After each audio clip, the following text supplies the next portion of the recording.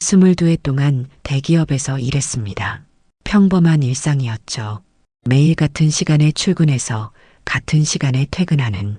하지만 모든 것은 갑작스러운 구조조정으로 달라졌습니다.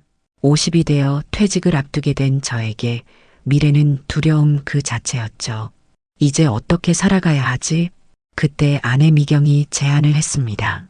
여보, 내가 10년 동안 일해온 국밥집, 우리가 인수하는 건 어때요? 처음엔 망설였습니다.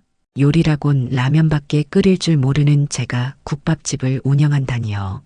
하지만 아내의 말은 설득력이 있었습니다. 내가 주방을 맡을게요.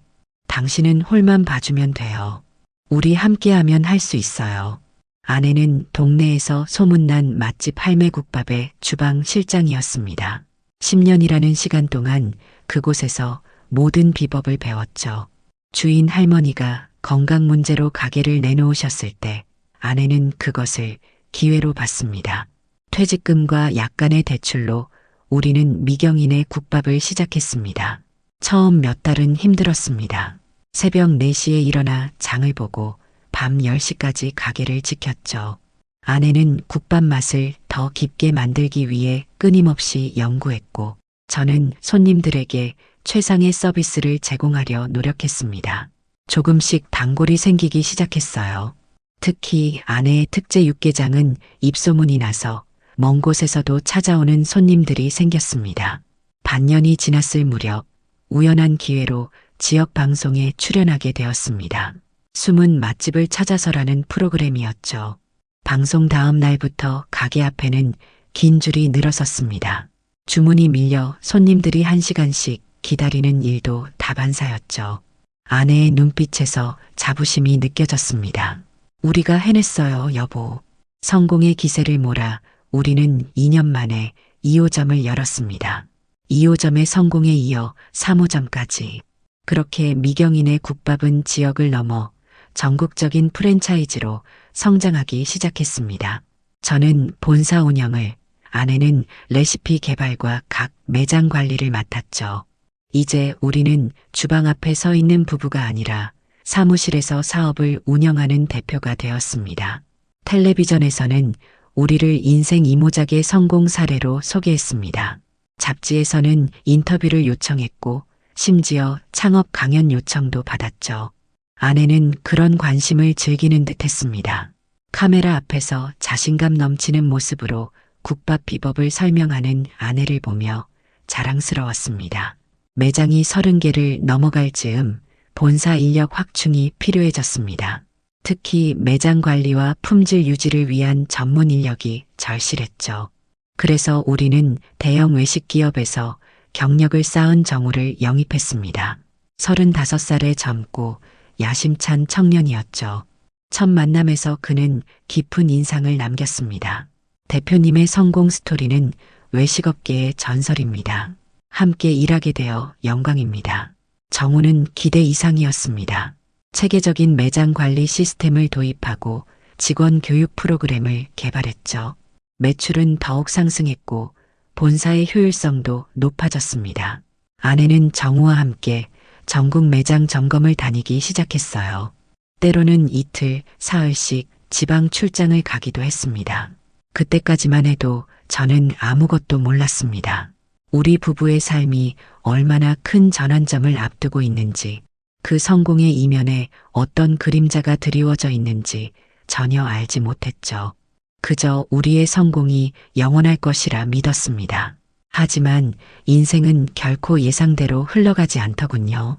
그날은 평소와 다름없는 화요일이었습니다. 본사에서 서류 작업을 마치고 집으로 돌아가던 길이었죠. 아내는 정우와 함께 부산 매장 점검차 출장을 간 상태였고 저는 혼자 저녁을 해결해야 했습니다. 주차장에 차를 세우려는데 옆 차의 주인이 다가와 말을 걸었습니다. 죄송한데요. 혹시 미경인의 국밥 대표님 아니세요? 낯선 남자였지만 우리 가게 이름을 언급했기에 고개를 끄덕였습니다. 그러자 남자는 조심스럽게 말을 이었습니다. 전 지난주에 모텔에서 일하는 직원인데요. 대표님 부인 맞으시죠? 제가 좀 보여드릴 게 있습니다. 순간 어리둥절했습니다. 모텔 직원이 나에게 무슨 볼 일이? 의심스러운 마음에 경계하며 물었죠. 무슨 말씀이신지. 그는 스마트폰을 꺼내들며 말했습니다. 저희 모텔 주차장 블랙박스 영상인데요. 확인해 보시는 게 좋을 것 같아서요. 영상은 어두운 주차장의 한 장면이었습니다. 날짜는 지난주 목요일, 시간은 밤 11시. 아내가 부산 출장 중이라고 했던 바로 그날이었죠. 화면 속에서 익숙한 차 한 대가 주차장에 들어섰습니다. 아내의 차였어요. 이어서 정우가 운전하는 차가 그 옆에 주차했습니다. 두 사람이 차에서 내리는 모습이 보였습니다. 그리고 이어진 대화. 음성은 선명하지 않았지만 충분히 들을 수 있었습니다. 사장님, 오늘 밤은 저한테 맡겨주세요. 정우 씨, 그러지 마. 여기서 누가 볼지 모르잖아. 심장이 멎는 것 같았습니다. 아내와 정우는 서로의 손을 잡고 모텔로 들어갔습니다. 영상은 거기서 끝났지만 제 머릿속에서는 끝나지 않는 장면들이 계속해서 펼쳐졌습니다. 어떻게 이럴 수가. 모텔 직원은 미안하다는 말을 남기고 떠났습니다. 저는 주차장에 홀로 남아 한참을 망연자실한 채로 서 있었습니다. 몸은 얼어붙은 듯했고 마음은 산산조각이 났죠. 15년의 결혼 생활, 함께 일궈낸 사업의 성공, 그 모든 것이 한순간에 무너져 내리는 느낌이었습니다. 집으로 들어가기 위해 현관문 앞에 섰지만 열쇠를 꽂을 힘조차 없었습니다. 딸들이 보고 싶지 않았어요. 아니, 정확히는 이런 표정으로 딸들을 마주하고 싶지 않았습니다. 차로 돌아가 시내를 무작정 돌아다녔습니다. 머릿속은 온통 질문들로 가득했어요. 언제부터였을까? 왜 그랬을까? 내가 뭐가 부족했던 걸까? 새벽 3시 결국 집으로 돌아왔습니다. 아내에게 전화를 걸었지만 받지 않았어요. 문자를 보냈습니다. 언제 돌아와? 할 얘기가 있어. 답장은 간단했습니다. 내일 저녁에 도착해요. 무슨 일 있어요? 이튿날 회사에 나가지 않았습니다. 온종일 집에 있으면서 어떻게 이 상황을 대처해야 할지 고민했죠. 아내가 돌아오기를 기다리는 시간은 고문과도 같았습니다. 마침내 저녁 8시 현관문이 열리는 소리가 들렸습니다. 여보, 왜 회사 안 갔다고? 무슨 일 있어요? 아내의 목소리는 평소와 다름없었습니다. 마치 아무 일도 없었다는 듯이 손에 들고 있던 스마트폰을 보여주었습니다. 블랙박스 영상을. 아내의 표정이 굳어졌습니다. 잠시 침묵이 흘렀고 그녀는 깊은 한숨을 내쉬었습니다. 알게 됐군요. 단 3마디. 그 말에 담긴 무심함에 가슴이 찢어졌습니다. 변명도 사과도 없었습니다. 그저 들켰다는 사실에 대한 인정. 그때 알았습니다. 이것이 처음이 아니라는 것을. 아내의 눈에서 죄책감 대신 냉정함이 느껴졌으니까요. 왜 그랬어? 부족한 게 뭐였어? 목이 메어 겨우 질문을 던졌습니다. 아내는 소파에 앉아 담담하게 대답했습니다. 부족한 건 없었어요. 그냥 정우는 내게 새로운 감정을 줬을 뿐이에요. 새로운 감정. 그 말이 제 가슴을 찔렀습니다. 15년 동안 함께한 남편에게서는 더 이상 느껴지지 않는 감정이라. 분노가 치밀어 올라왔지만 그보다 먼저 온 것은 깊은 상실감이었습니다. 그럼 이제 어쩌자는 거야? 정우랑 같이 살 계획이라도 있는 거야? 아내는 잠시 생각하더니 말했습니다. 이 사업은 내가 만든 거예요. 내 레시피, 내 경험으로 키운 브랜드죠. 지금 이혼하면 매장 다 놔둘게요. 대신 본사 지분은 가져갈 거예요. 정우랑의 관계는 나중에 정리하든 말든 그건 내 자유예요. 그 말에 충격을 받았습니다. 사업적인 문제를 이야기하는 것이 아니라 우리 가정에 대해 이야기하고 싶었는데, 하지만 아내의 관심사는 이미 다른 곳에 있었습니다. 회사 지분, 재산 분할. 그녀의 눈에는 더 이상 가족이나 감정이 보이지 않았습니다. 애들은 어떻게 할 거야? 이 질문에 아내의 표정이 잠시 흔들렸습니다. 첫째 은지는 중학교 2학년, 둘째 수아는 초등학교 6학년이었습니다. 두 딸은 엄마를 무척 따랐죠. 특히 은지는 아내를 롤모델로 삼을 정도였어요. 애들은 당신이 키우세요. 내가 지금 사랑하는 사람이 있는데 어머니 역할을 제대로 할 수 있을까요? 충격이었습니다. 아이들을 그냥 포기한다니. 이게 정말 내가 15년을 함께한 사람의 말인가? 손이 떨려왔습니다. 아내를 향해 목소리를 높였습니다. 정우는 뭐라고 해? 너랑 진지하게 만날 생각이라도 있대? 아내는 조금 당황한 듯 했지만 곧 냉정함을 되찾았습니다. 그건 천천히 생각해 볼 문제예요. 지금은 회사가 우선이잖아요. 둘 다에게 그제야 깨달았습니다. 정우에게 아내는 단지 회사를 키우기 위한 수단일 수도 있다는 것을. 하지만 그 사실을 아내에게 말해봤자 소용없을 것 같았습니다. 그녀는 이미 감정에 휘둘려 판단력을 잃은 상태였으니까요. 그날 밤 저는 결단을 내렸습니다. 다음 날 아침 본사로 향했습니다. 정우를 사무실로 불렀죠. 그는 약간 긴장한 표정이었지만 아내가 모든 것을 이야기했는지는 알 수 없었습니다.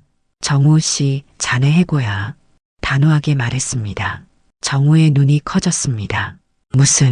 무슨 말씀이신지. 블랙박스 영상 봤어. 더 이상 설명은 필요 없을 것 같네. 정우는 잠시 말을 못 잇다가 이내 표정을 바꿨습니다. 대표님, 이건 오해입니다. 사모님과 저는 그저 업무상. 손을 들어 그의 말을 끊었습니다. 당장 짐 싸고 나가. 퇴직금은 법대로 처리하겠어. 그리고 앞으로 아내에게 연락하지 마. 정우가 나간 후 사무실에 홀로 남았습니다. 책상 위에는 아내와 함께 찍은 가족 사진이 놓여 있었죠. 행복해 보이는 네 사람의 미소. 그 사진 속 순간으로 돌아갈 수만 있다면 얼마나 좋을까. 하지만 이제 돌이킬 수 없는 강을 건넜다는 것을 알았습니다. 아내에게 전화가 왔습니다.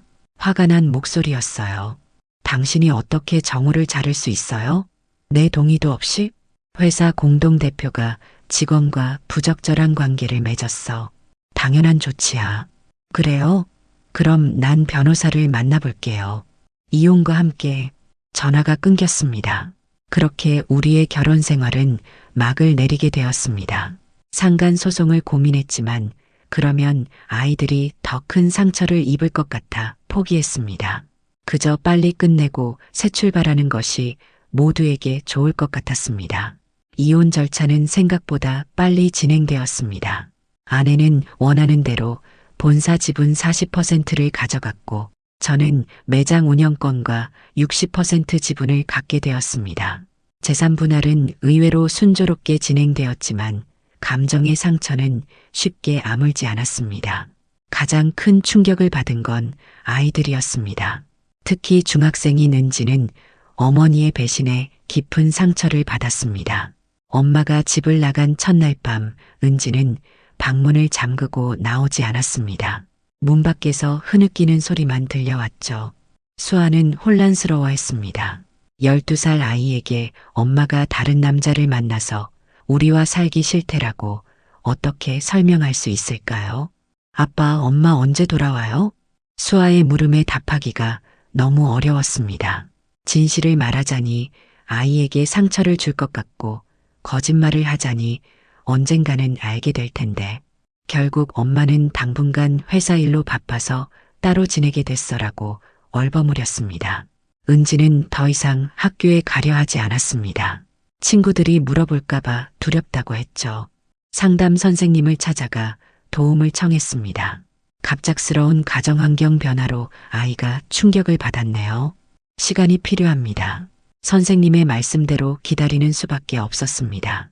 집안일과 회사일, 그리고 아이들 돌보기까지 혼자서 모든 것을 감당하는 것은 생각보다 훨씬 벅찼습니다. 아침에 일어나 아이들 등교 준비를 시키고 본사에 출근해 업무를 처리하고 저녁에는 다시 집으로 돌아와 식사 준비와 아이들 숙제 확인까지 하루가 48시간이라도 부족할 지경이었습니다. 가장 힘든 것은 밤이었습니다.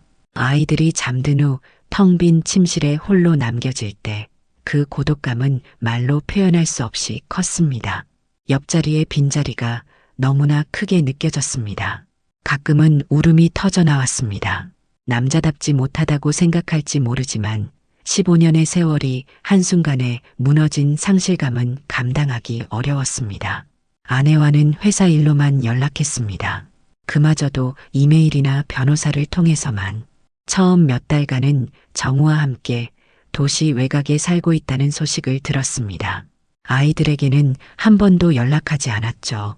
생일이나 특별한 날에도. 은지는 그런 엄마를 원망했고 수아는 점점 엄마의 존재를 잊어가는 것 같았습니다. 회사는 어떻게든 유지해 나갔습니다. 정우 대신 새로운 운영 이사를 고용했고 메뉴 개발팀을 따로 꾸려 아내의 빈자리를 메웠습니다. 물론 처음에는 혼란이 있었지만 시간이 지나면서 안정을 찾아갔습니다. 다행히 매출에는 큰 영향이 없었습니다. 미경인의 국밥이라는 브랜드 가치가 이미 확고하게 자리 잡았기 때문이죠. 그렇게 1년이 지났습니다. 아이들은 조금씩 새로운 현실에 적응해 갔습니다. 은지는 다시 학교에 다니기 시작했고 수아는 제가 준비한 도시락을 자랑스럽게 친구들에게 보여주곤 했습니다. 서툴지만 나름대로 아빠의 역할을 해내고 있다는 생각에 위안을 얻었습니다. 어느 날 저녁 국밥을 끓이고 있었습니다. 집에서 국밥을 끓인 적은 거의 없었는데 아이들이 갑자기 먹고 싶다고 해서 도전해 본 것이었죠. 뚝배기에서 보글보글 끓어오르는 국물을 보며 문득 생각했습니다. 국밥은 끓이면 끓일수록 깊어지는데 우린 왜 이렇게 허무해졌을까? 그 순간 현관 초인종이 울렸습니다. 늦은 시간에 누구일까 의아해하며 문을 열었습니다. 그리고 그곳에는 5년 만에 다시 돌아온 아내가 서 있었습니다. 창백한 얼굴로. 5년이 지났지만 아내를 바로 알아볼 수 있었습니다. 다만 그녀의 모습은 제가 기억하는 그 당당하고 자신감 넘치던 여인과는 달랐습니다. 야윈 얼굴, 생기 없는 피부, 그리고 희미하게 웃고 있는 입술, 눈빛만은 여전히 그대로였습니다. 깊고 또렷한. 들어와도 될까요? 잠시 망설였습니다. 아이들이 보면 어떻게 될까? 특히 은지는. 하지만 이미 벨소리를 들었는지 아이들이 거실에서 움직이는 소리가 들렸습니다. 문을 조금 더 열어 아내를 들였습니다. 엄마. 수아의 놀란 목소리가 들렸습니다. 이제 고등학교 1학년이 된 수아는 어머니를 보고 얼어붙었습니다. 은지는 대학 2학년. 방에서 나온 그녀는 어머니를 보더니 아무 말 없이 다시 방으로 들어가 문을 쾅 닫았습니다. 들어와서 앉아요. 소파를 가리켰습니다. 아내는 조심스럽게 앉았습니다. 수아는 어색하게 그 자리에 서 있다가 저를 한번 쳐다보고는 은지의 방으로 향했습니다. 갑자기 무슨 일이에요? 가능한 담담하게 물었습니다. 아내는 한참을 말을 고르는 듯 했습니다. 그리고 마침내 입을 열었습니다. 폐암이에요. 말기래요. 충격이었습니다. 아무리 원망했어도 한때 사랑했던 사람에게 이런 소식을 듣는 것은 쉽지 않았습니다. 마음 한구석이 무너져 내리는 듯 했습니다. 얼마나 시간이 남았대요? 6달 좋으면 1년이라고 하더군요. 아내의 목소리는 담담했습니다. 마치 다른 사람의 이야기를 하듯. 그런데 문득 의문이 들었습니다. 정우는요? 정우는 어디 있어요? 아내의 눈에 순간 분노가 스쳤다가 이내 슬픔으로 바뀌었습니다. 정우는 3년 전에 떠났어요. 회사 자금을 빼돌려서. 그제야 이해가 됐습니다. 얼마 전부터 경쟁 브랜드가 생겨났는데 그 맛이 우리 국밥과 비슷하다는 소문이 있었습니다. 아마도 정우가 아내의 레시피를 가지고 나간 것 같았습니다. 이젠 아무도 없더라고요. 아내의 목소리가 작아졌습니다. 마지막으로 내 옆에만 있고 싶어? 그 말을 듣는 순간 5년 전의 그 분노와 상처가 다시 치밀어 올랐습니다. 그토록 쉽게 우리 가족을 버리고 떠났던 사람이 이제 와서 다시 돌아오겠다니. 미안해요. 정말 미안해요. 아내의 눈에서 눈물이 흘러내렸습니다. 하지만 지금은 내가 있을 곳이 없어요. 답하기 전에 은지의 방문이 열렸습니다. 은지가 굳은 표정으로 나왔고 수아도 뒤따라 나왔습니다. 엄마가 왜 여기 온 거야? 은지의 목소리는 차가웠습니다. 5년 동안 연락도 없다가 갑자기 아내는 고개를 들어 딸을 바라봤습니다. 눈물 맺힌 눈으로 은지야, 많이 컸구나. 대답해. 왜 온 거냐고. 은지의 목소리가 높아졌습니다. 은지, 엄마가 아프셔서 제가 나서려 했지만 은지가 손을 들어 저를 막았습니다. 아빠, 나도 이제 성인이에요. 진실을 알 권리가 있어요. 그리고 다시 아내를 향해 물었습니다. 엄마는 우리가 필요할 때 어디 있었어? 내가 중학교 때 왕따 당해서 학교도 못 갔을 때, 수아가 초등학교 졸업식 때 엄마 찾으며 울었을 때, 그때는 어디 있었어? 아내는 대답하지 못했습니다. 고개를 숙인 채 어깨를 떨기만 했죠. 충분해, 은지야. 제가 말했습니다. 엄마는 지금 많이 아프셔. 그래서요? 그래서 우리가 다 용서해야 해요? 은지의 눈에도 눈물이 고였습니다. 난 싫어요. 엄마가 여기 있는 거. 은지는 다시 방으로 들어갔고 수아는 망설이다가 엄마에게 다가가 조심스럽게 손을 잡았습니다. 진짜 많이 아파요? 아내는 고개를 끄덕였습니다. 수아의 눈에 눈물이 고였습니다. 아직 어린아이의 마음에는 원망보다 걱정이 먼저였나 봅니다. 그날 밤 아내를 근처 모텔로 데려다 주었습니다. 차 안에서 심각한 대화를 나눴죠. 병원비는 대줄게요. 하지만 집엔 못 들어와요. 아내는 조용히 고개를 끄덕였습니다. 이해해요. 그래도 고마워요. 차에서 내리기 전 그녀가 물었습니다. 아이들은 잘 지냈어요? 이 5년 동안 그럭저럭요. 혼자 아이 둘 키우는 게 쉽진 않았지만 미안해요. 정말 미안해요. 아내가 차에서 내린 후 한참을 그 자리에 앉아 생각했습니다. 마음 한구석에서는 그녀를 집으로 데려가고 싶은 충동이 일었지만 다른 한편으로는 아이들을 생각하지 않을 수 없었습니다. 특히 은지의 마음의 상처는 아직 아물지 않았으니까요. 이틀 후 아내를 대학병원에 입원시켰습니다. 그녀의 상태는 생각보다 심각했습니다. 담당 의사는 암이 이미 뼈로 전이되었다고 했습니다. 항암 치료를 시작했지만 효과는 기대하기 어렵다고 했죠. 아내는 병실에 누워 창밖만 바라보고 있었습니다. 자네가 미경 씨 남편인가요? 병실 밖에서 노년의 의사가 저를 불렀습니다. 네, 그렇습니다. 아니, 정확히는 전 남편이죠. 아, 그렇군요. 의사는 잠시 당황한 듯 했습니다. 실례지만 환자가 대표로 있는 국밥집 사장님이신가요? 네, 맞습니다만. 무슨 일이시죠? 아, 제가 그 국밥을 참 좋아해서요. 텔레비전에서 부부가 함께 성공한 사례로 본 적이 있어서 의사는 말끝을 흐렸습니다. 그때 깨달았습니다. 아내의 입원 소식이 병원 내에 퍼진 모양이었습니다. 우리의 이혼 사실은 공개적으로 알려지지 않았으니 사람들은 여전히 우리를 성공한 부부 사업가로 알고 있었습니다. 나가는 길에 기자로 보이는 사람이 다가왔습니다. 안녕하세요, 대표님. 요식업 전문지 기자입니다. 사모님 입원 소식 들었습니다. 인터뷰 가능할까요? 위기를 극복한 부부 사업가라는 주제로요. 지금은 좀 거절하려는 찰나 제 전화기가 울렸습니다. 수아였습니다. 아빠, 저 학교 끝나고 병원에 가도 돼요? 수아의 목소리에서 진심 어린 걱정이 느껴졌습니다. 그래, 아빠가 데리러 갈게. 그날 저녁 수아와 함께 병원을 방문했습니다. 은지는 완강히 거부했습니다. 수아는 어색하게 아내 곁에 앉아 학교 이야기를 조금 했습니다. 아내는 수아의 이야기를 들으며 눈물을 참는 듯 했습니다. 엄마, 많이 아파요? 괜찮아, 수아야. 약 먹으면 나아질 거야. 거짓말이라는 걸 알았지만 굳이 지적하지 않았습니다. 병실을 나설 때 수아가 아내의 손을 잡고 작별 인사를 했습니다. 그 모습을 보니 마음이 아팠습니다. 집으로 돌아오는 길 수아가 물었습니다. 아빠, 엄마를 집에 데려와도 안 될까요? 병원 침대보다 우리 집이 더 편할 것 같은데 난감했습니다. 한편으로는 수아의 마음을 이해했지만 다른 한편으로는 은지의 감정도 고려해야 했으니까요. 수아야, 지금은 병원이 엄마한테 좋아. 의사 선생님들이 계시니까. 다음 날 은지와 심각한 대화를 나눴습니다.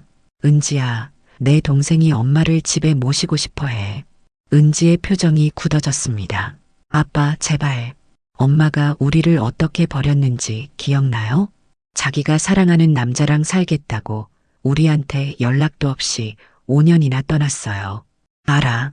하지만 그 여자 집에 다시 들이면 나 이 집 안 살아요. 진심이에요. 은지의 눈에서 결연함이 느껴졌습니다. 그녀의 상처가 얼마나 깊은지 다시 한번 깨달았습니다. 그날 저녁 병원에서 전화가 왔습니다. 담당 의사였습니다. 죄송합니다만 환자 상태가 급격히 악화되고 있습니다. 가족들께서 오셔야 할 것 같습니다. 급히 병원으로 향했습니다. 수아에게도 연락했지만 은지에게는 차마 전화할 수 없었습니다. 병원에 도착하니 아내는 산소 마스크를 쓰고 누워 있었습니다. 의식은 있었지만 말하기 힘들어 보였습니다. 길어야 한 달 정도 남았습니다. 의사의 말이 머릿속을 울렸습니다. 다음 날 아내의 상태는 조금 호전되었습니다. 산소 마스크를 잠시 벗고 말을 할 수 있게 되었죠. 의외로 은지가 병실에 찾아왔습니다. 처음에는 말없이 구석에 앉아 있기만 했지만 차츰 어머니와 짧은 대화를 나누기 시작했습니다. 대학은 어때? 적응 잘하고 있어? 아내가 조심스럽게 물었습니다. 네, 괜찮아요. 은지의 대답은 짧았지만 적어도 대화는 시작되었습니다.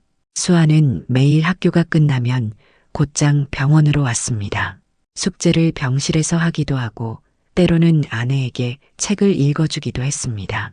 그 모습을 보며 안타까움과 감사함이 교차했습니다. 아이들이 이런 상황에서도 성숙하게 대처하는 모습이 대견했습니다. 어느 날 저녁 병실에 저 혼자 남았을 때였습니다.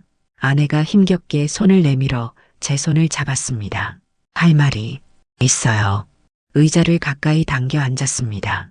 그때 내가 미쳐 있었어요. 아내의 목소리는 작았지만 또렷했습니다. 당신이랑 아이들 너무 보고 싶었어요. 왜 연락을 안 했어? 5년 동안 부끄러웠어요. 그리고 정우가 처음에는 연락을 못하게 했어요. 나중에는 내가 스스로 못했고 아내는 이내 기침을 했고 산소 포화도가 떨어져 간호사가 들어왔습니다. 그날의 대화는 거기서 끝났습니다. 이틀 후 아내의 병세가 다시 악화되었습니다. 의사는 이제 시간이 얼마 남지 않았다고 했습니다. 아이들과 함께 병실에서 밤을 지새웠습니다. 새벽녘 아내가 잠시 의식을 되찾았습니다. 은지의 손을 잡고 말했습니다. 은지야, 엄마가 너무 미안해. 내가 가장 힘들었을 때 곁에 없어서. 은지는 눈물을 참으며 고개를 끄덕였습니다. 수아야, 잘 자랐구나. 엄마가 지켜보지 못해서 미안해. 수아는 어머니의 손을 꼭 잡고 고개를 저었습니다. 괜찮아요, 엄마. 아빠가 잘 돌봐주셨어요. 그리고 아내는 저를 바라봤습니다. 무언가 말하려 했지만 목소리가 나오지 않았습니다. 그저 제 손을 꼭 쥐었을 뿐입니다. 그 손길에서 많은 것을 느꼈습니다. 미안함, 감사함, 그리고 어쩌면 아직 남아있는 사랑. 당신이 끝까지 나를 지켜봐줬단 것만으로도 감사해요. 아내의 목소리는 거의 들리지 않을 정도로 작았습니다. 말없이 그녀의 눈물을 닦아주었습니다. 무슨 말을 해야 할지 알 수 없었습니다. 용서한다고? 이해한다고? 어떤 말도 이 순간에는 충분하지 않을 것 같았습니다. 그날 밤 아내는 평온하게 잠들었습니다. 마치 오랜 투쟁을 마친 듯한 표정이었습니다. 아이들은 각자의 방식으로 슬픔을 표현했습니다. 은지는 조용히 창밖을 바라보았고 수아는 어머니의 손을 놓지 않았습니다. 저는 병실을 나와 복도 끝에 있는 작은 대기실로 갔습니다. 혼자 있고 싶었습니다. 아내가 돌아올 때 처음 느꼈던 분노와 원망은 어느새 사라지고 그 자리에 복잡한 감정들이 자리 잡고 있었습니다. 증오와 사랑 사이의 어딘가, 용서와 분노 사이의 어딘가에 제 마음이 있었습니다. 창밖으로 보이는 도시의 불빛들이 마치 별처럼 반짝였습니다. 문득 우리가 함께 국밥집을 시작했던 그 첫날이 생각났습니다. 서로에게 기대어 불안하지만 설레는 마음으로 미래를 꿈꾸던 그때, 그 순수한 감정들은 다 어디로 갔을까요? 다음 날 새벽, 아내는 조용히 세상을 떠났습니다. 마지막 순간까지 깨어나지 않았고 고통 없이 편안하게 떠났다고 의사는 말했습니다. 아이들은 각자의 방식으로 슬픔을 표현했습니다. 은지는 한참을 엄마의 손을 잡고 무언가 속삭였고, 수아는 마지막까지 울지 않으려고 애썼습니다. 아내의 장례식으로부터 한 달이 지났습니다. 일상으로 돌아가는 과정은 생각보다 어려웠습니다. 특히 아이들에게요. 은지는 대학교 기숙사로 돌아가기 전 이상하게도 어머니의 방을 정리하겠다고 했습니다. 아내가 떠난 뒤에도 우리는 그녀의 물건들을 그대로 두었거든요. 은지는 하루 종일 혼자 어머니의 옷과 소지품들을 정리했습니다. 무슨 생각을 했는지는 알 수 없었지만 그 과정이 그녀에게 필요했던 것 같습니다. 수아는 좀 더 직접적으로 감정을 표현했습니다. 가끔 밤에 울음소리가 들렸고 학교에서 돌아오면 어머니의 사진을 오래 바라보곤 했습니다. 아이를 어떻게 위로해야 할지 몰라 그저 옆에 있어주는 것밖에 할 수 없었습니다. 국밥집은 여전히 잘 운영되고 있었습니다. 아내가 떠난 후에도 그녀가 만든 브랜드의 명성은 계속되었습니다. 어느 날 요식업계 저명한 잡지사에서 연락이 왔습니다. 성공한 외식 브랜드의 역사라는 특집으로 인터뷰를 요청한다고 했습니다. 처음에는 거절하려 했습니다. 아내 없이 어떻게 미경인의 국밥을 이야기할 수 있을까 싶었거든요. 하지만 생각해보니 이것이 어쩌면 아내를 기리는 방법이 될 수도 있겠다는 생각이 들었습니다. 그녀가 만든 레시피, 그녀의 열정으로 시작된 이 사업. 그것은 분명 기억할 가치가 있었습니다. 인터뷰 당일 첫 번째 매장 앞에서 촬영이 있었습니다. 오랜만에 셋이서 외출했습니다. 은지와 수아도 같이 와주었죠. 매장 앞 테이블에 앉아 국밥을 먹으며 자연스러운 가족 모습을 담는다고 했습니다. 대표님, 인생의 전환점은 언제였나요? 기자가 물었습니다. 순간 망설였습니다. 전환점이라 아내와 처음 만났을 때, 국밥집을 시작했을 때, 아니면 아내가 떠났을 때, 또는 그녀가 돌아왔을 때, 그건 아직도 잘 모르겠습니다. 솔직한 대답이었습니다. 인생에는 하나의 결정적 순간보다는 수많은 작은 선택들이 모여 지금의 나를 만든다는 생각이 들었기 때문입니다. 인터뷰가 끝나고 우리 가족은 그대로 매장에 남아 국밥을 먹었습니다. 은지와 수아는 오랜만에 편안한 표정이었습니다. 마치 일상이 조금씩 돌아오는 것처럼 느껴졌습니다. 아빠, 국밥 맛이 전이랑 똑같네요. 수아가 말했습니다. 그래, 다행이구나. 엄마 레시피 그대로죠? 은지가 물었습니다. 그럼 조금도 바꾸지 않았어. 잠시 침묵이 흘렀습니다.